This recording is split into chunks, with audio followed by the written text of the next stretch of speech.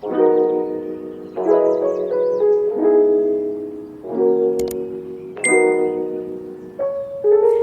teman-teman semuanya, kembali lagi bersama dengan Fari di sini dan channel YouTube aku Make Your Books. Sini keracunin buku.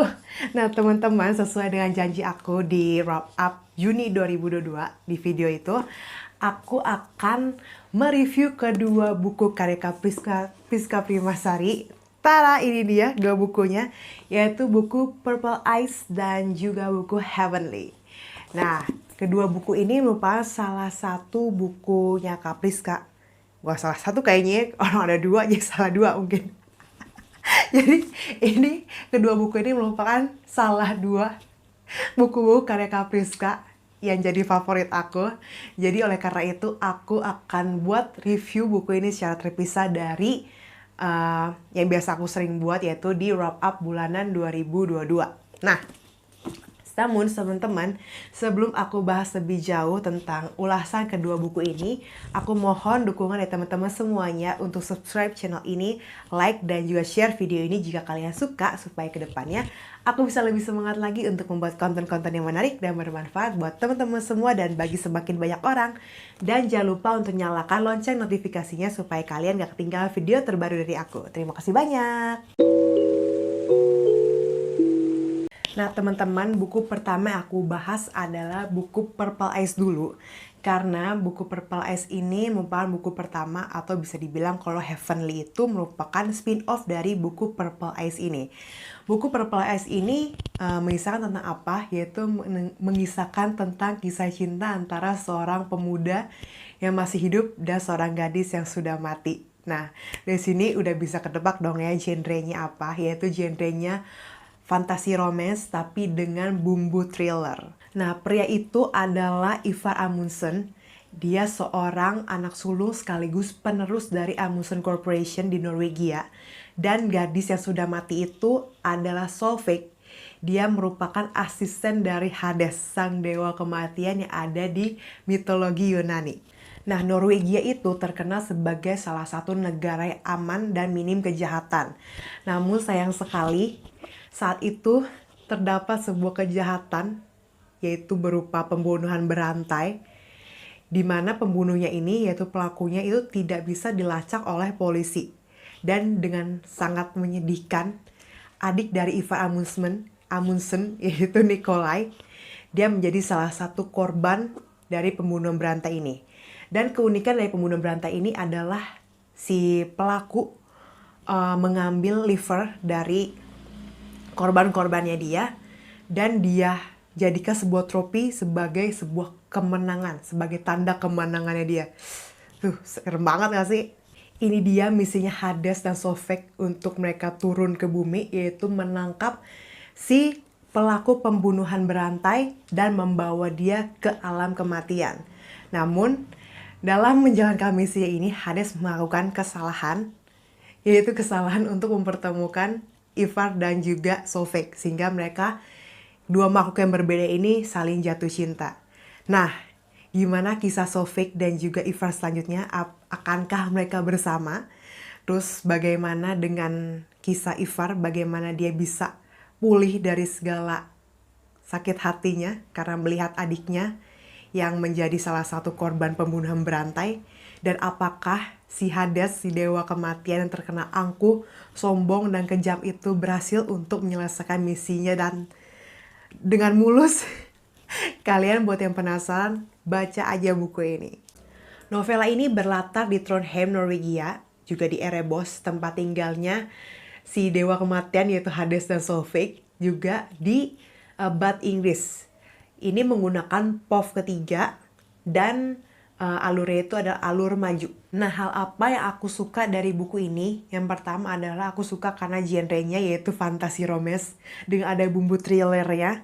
Jadi genre tersebut merupakan genre yang aku suka, dan itu semuanya dalam satu buku tipis ini.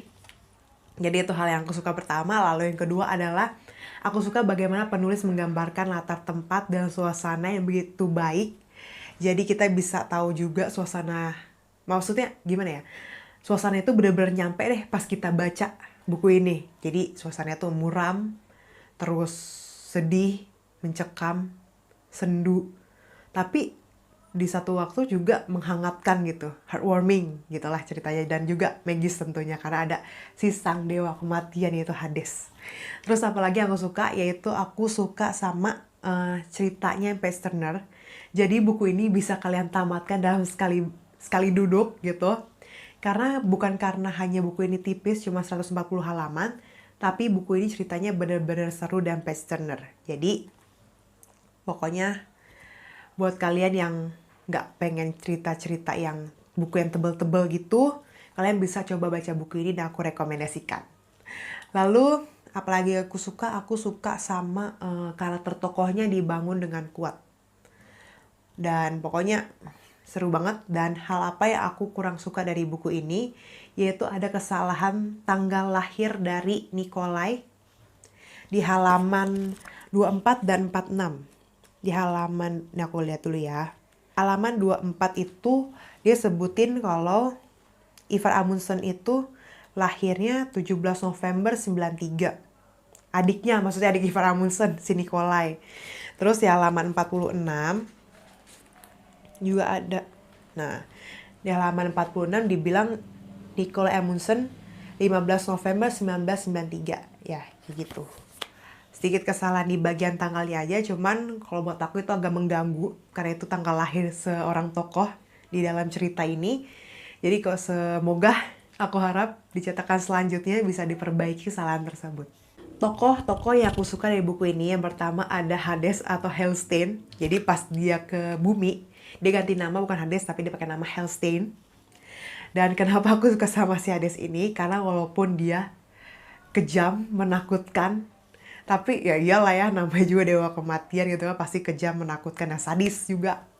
Tapi dia tuh sebenarnya baik ya, dia tuh baik. Terus dia pengertian dan juga pekerja keras. Dan kalian bakal akan semakin jatuh hati sama tokoh Hades ini di buku selanjutnya, yaitu buku Heavenly. Pokoknya bener-bener deh si Hades ini, selain sikapnya yang kayak gitu, yang dingin, yang kejam, yang sadis, tapi dia tetap baik, dia tetap perfeksionis dan tetap bekerja keras. Dia juga tampan dan rupawan. Ya iyalah, namanya dewa, walaupun dia dewa kematian, dia tetap tampan dan rupawan. Tokoh selanjutnya yang aku suka yaitu Solveig, asisten Hades. Kenapa aku suka sama dia? Karena menurut aku dia seorang yang juga pekerja keras, dan juga dia orang yang penyabar dan baik hati. Kenapa aku bilang penyabar? Karena si Solveig ini bisa tahan jadi punya bos seperti si Hades yang benar-benar nyebelin. Dan tokoh terakhir aku suka yaitu Ivar. Kenapa aku suka sama Ivar? Karena walaupun dia terpuruk dengan segala keadaannya dia dan kondisinya dia, tapi dia adalah tipe seorang pejuang sejati dan dia tetap berjuang.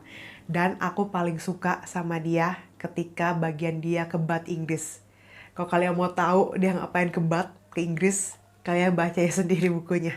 Nah, kalau tadi tokoh-tokoh yang aku suka, dan sekarang adalah tokoh yang tidak aku suka, cuma ada satu, yaitu si pembunuh berantainya. Ya iyalah ya, siapa yang bisa suka sama orang sejahat dan sekeji itu? Pokoknya teman-teman, buat kalian penggemar genre fantasi romance, dan ada bumbu-bumbu thriller, yang pengen kisah sendu, sedih, muram, tapi juga di satu sisi menghangatkan hati. Dan buat kalian yang gak mau baca buku tebal-tebal, aku rekomendasiin buku ini buat kalian baca, dan buku ini aku kasih rating 4. Nah teman-teman, buku selanjutnya yang akan aku bahas yaitu buku Heavenly, buku spin-off dari buku yang pertama yaitu Purple Eyes. Dan kalau di Purple Eyes, tokoh utamanya adalah Ivar dan juga Solveig. Kali ini Hades, sang dewa kematian, menjadi tokoh utamanya. Oleh karena itu tadi aku bilang kalau di buku ini kalian akan semakin jatuh cinta sama Hades karena dia bener-bener ya begitulah. Dan si Solveig dia udah pensiun jadi asistennya Hades selama Solveig, karena kamu bebas dari bos yang menyebalkan seperti Hades. Tapi penggantinya Solveig yaitu adiknya Ivar, Nikolai. Nah, aku cerita sedikit buku ini mengisahkan tentang apa. Buku ini mengisahkan tentang Hades dan juga ramalan tentang jodohnya yaitu Persephone. Awal kisah dimulai saat Ratu Lilja waktu itu masih kecil, dia masih berusia 5 tahun. Kita panggil aja dulu Lilja di sini. Jadi Lilja saat itu sedang bermain di pekarangan istananya dan dia bisa dianggap sebagai manusia yang aneh. Kenapa dia aneh? Karena dia bisa tahan terhadap cuaca sedingin apapun, dan ketika ada daun-daun yang berguguran gitu dipegang sama tangan dia, daun-daun itu berubah jadi ranum kemerahan. Jadi si Ratu Lilja ini, dia bisa memberikan kayak kehidupan gitu loh buat yang udah mati, buat benda atau buat benda-benda mah emang mati ya. Maksudnya buat kayak tanaman gitu dia bisa hidup lagi gitu. Nah, terus tiba-tiba saat Ratu Lilja kecil, dia lagi main di pekarangan istananya, datang seekor burung hantu. Di mana burung hantu ini bisa berbicara dan ia mengatakan bahwa Ratu Lilja adalah jodoh dari tuannya yaitu Hades.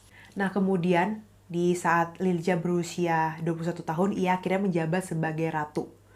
Nah, saat itu sudah ada isu tentang Perang Dunia Keempat. Bayangin guys, di buku ini udah ada mau Perang Dunia Keempat. Jadi waktu itu saat Lilja masih berumur 6 tahun, sudah terjadi Perang Dunia Ketiga. Dia kehilangan orang tuanya dan dunia tuh bener-bener hancur banget. Dan akhirnya ke dunia itu kembali kayak masa lalu gitu sebelum teknologi ditemukan. Jadi bener-bener parah banget kehancurannya. Dan 20 tahunan kemudian mau ada isu tentang Perang Dunia Keempat. Bayangin aja, Perang Dunia Ketiga aja udah menghancurkan dunia seperti itu. Dan di buku ini malah ada isu tentang Perang Dunia Keempat. Nah, jadi saat itu karena ada isu tentang Perang Dunia Keempat, negara-negara di dunia terbagi menjadi 3 kelompok. Kelompok pertama itu negara-negara yang bergabung dengan imperium. Si imperium ini berusaha untuk membuat nuklir dan ingin menghancurkan negara-negara Pasifik. Lalu yang kedua itu negara-negara yang tidak mendukung imperium dan ingin menghancurkannya. Dan yang terakhir negara-negara yang ketiga adalah negara-negara yang tidak mendukung kedua belah pihak, jadi netral. Termasuk Ratu Lilja dan kerajaannya itu kerajaan Norden. Dimana Ratu Lilja ini benar-benar netral, dia nggak mau dukung pihak kiri atau pihak kanan, imperium atau Pasifik, karena dia mau dunia tetap aman. Nah, seiring dengan berjalannya waktu, sisa Ratu Lilja aja yang tetap teguh pada pendiriannya untuk tidak memihak negara manapun gitu. Dan karena hal ini, Ratu Lilja semakin didesak oleh Dal, yaitu penasihat negara imperium. Si Dal ini ya, dia tuh cuman penasihat aja, tapi langganya udah kayak presiden, semua orang tuh tunduk sama dia. Dan karena Ratu Lilja ini sulit banget untuk ditaklukkan sama Dal, akhirnya Dal berusaha untuk membunuh Ratu Lilja. Bahkan Ratu Lilja sampai 3 kali koma. Nah, di dalam keadaan komanya ini, Ratu Lilja itu pergi ke Erebos dan bertemu dengan si Hades. Di situ pertemuan mereka. Dan setiap Ratu Lilja ini mengalami kecelakaan yang mengakibatkan dia koma dan bertemu dengan Hades di Erebos, Ratu Lilja selalu memilih untuk kembali ke bumi karena dia mau menyelamatkan dunia dan juga melindungi negaranya. Sumpah benar-benar sosok ratu yang baik banget kalau menurut aku si Ratu Lilja ini. Nah, karena Perang Dunia Keempat ini semakin mendekat dan Ratu Lilja terus dicelakai oleh Dal dan negara-negara yang mendukung Dal, akhirnya si Hades ini mendapatkan perintah untuk turun ke bumi menyelesaikan misinya bersama dengan Nikolai yang akhirnya sudah menjabat sebagai asistennya Hades untuk menolong Ratu Lilja. Nah, kira-kira gimana perjuangan Hades, Ratu Lilja dan juga Nikolai untuk menyelamatkan dunia? Apakah mereka berhasil? Kalian silakan baca sendiri buku ini karena ini benar-benar seru banget dan passionate banget ceritanya. Buku ini POV ketiga dengan alur maju dan mengambil latar di tahun 2151 dan juga di tahun 2015. Kenapa 2015? Karena Ratu Lilja, Hades dan juga Nikolai sempat menjelajah waktu ke tahun tersebut. Dan untuk latar tempatnya sendiri berlatar di Copenhagen, di Berlin, di Trondheim, di Austria dan juga di Erebos. Hal apa yang aku suka dari buku ini? Yang pertama adalah covernya, tentu aja covernya cantik banget. Dan ini menjadi salah satu buku yang masuk dalam cover cantik yang aku punya. Lalu aku juga suka sama genrenya, yaitu fantasi romance. Lalu selanjutnya aku juga suka sama konfliknya yang menegangkan tapi diselesaikan dengan begitu apik. Nah selanjutnya yang aku suka adalah ceritanya begitu page turner. Pokoknya kalian bener-bener bisa terhipnotis sama kisah Hades dan juga Ratu Lilia yang dibawakan oleh Kapriska. Selain itu aku juga suka dengan suasana yang dibangun penulis di buku ini yang khas Kapriska banget, yang selalu heartwarming tapi juga sendu, muram, dan magis dalam satu waktu. Selanjutnya yang aku suka dari buku ini adalah kalau buku ini tuh terdapat kisahnya Ivar dan juga Solveig. Jadi kita bakal tahu nih gimana kelanjutan kisah Ivar dan Solveig dari buku Purple Eyes sebelumnya di buku ini. Terus aku juga punya satu kapal lagi aku dukung. Jadi pertama ada kapal Hades dengan Ratu Lilia. Terus kapalnya Ivar dan juga Solveig. Dan yang terakhir yang sangat aku dukung ada kapalnya Nikolai dan juga Ratu Catherine. Dan aku harap Kapriska bisa bikin cerita untuk Nikolai dan Ratu Catherine. Nah, tokoh-tokoh yang aku suka, pertama aku suka sama Ratu Lilia. Dia bener-bener seorang ratu yang baik, yang mau berjuang untuk rakyat dan negaranya. Lalu selanjutnya aku suka adalah Hades. Walaupun dia itu galak dan juga kejam karena dia adalah seorang dewa kematian, tapi sebenarnya dia baik hati dan juga punya sisi romantis juga. Terus aku juga suka sama si Nikolai. Dia tuh bener-bener pekerja keras, pokoknya asisten yang baik deh buat si Hades. Dan aku juga suka sama Ratu Catherine. Gimana ya Ratu Catherine itu, aku bingung jelasin, pokoknya aku suka ini sama Ratu Catherine. Karena ngeliat dia tuh, kisah cinta dia dan Nikolai tuh bener-bener bikin gemes gitu loh. Nah, tokoh yang tidak aku suka, yang pertama ada Dal. Dia tuh bener-bener jahat, kejam, dan bengis. Dan aku bener-bener gak suka sama dia. Lalu yang kedua ada si Belle Surnoise. Dia tuh kayak iblis. Pokoknya kalau kalian penasaran dia tuh siapa, kalian baca aja. Pasti sebel juga sama dia. Lalu selanjutnya, yang ketiga yang tidak aku suka tokohnya adalah Ratu Etna. Dia adalah sahabatnya Ratu Lilia, cuman dia pengkhianat. Dan aku gak suka sama pengkhianat. Pokoknya teman-teman, buat kalian yang suka dengan genre fantasi romance, terus juga membawa kisah tentang kerajaan, terus menjelajah waktu dan perjuangan-perjuangan gitu, pokoknya aku rekomendasiin banget buku ini buat kalian baca. Dan buku ini mendapat rating 5 dari aku, menjadi buku ketiga di tahun ini ya aku kasih rating 5. Nah teman-teman, itu dia tadi review dari kedua buku ya Kapriska, yaitu Purple Eyes dan juga Heavenly. Nah, buat teman-teman semua yang penasaran kalau video ini kurang meracuni, aku rencananya bakal ngadain Instagram Live bersama dengan penerbit Haru dan penerbit Inari tanggal 29 Juli malam yang akan membahas buku Purple Eyes ini, karena buku Purple Eyes akan ada cetak ulangnya. Dan oke teman-teman, buat kalian semua yang sudah nonton video ini, aku ucapkan terima kasih banyak. Tuhan memberkati, sampai jumpa lagi di video aku selanjutnya. Bye-bye!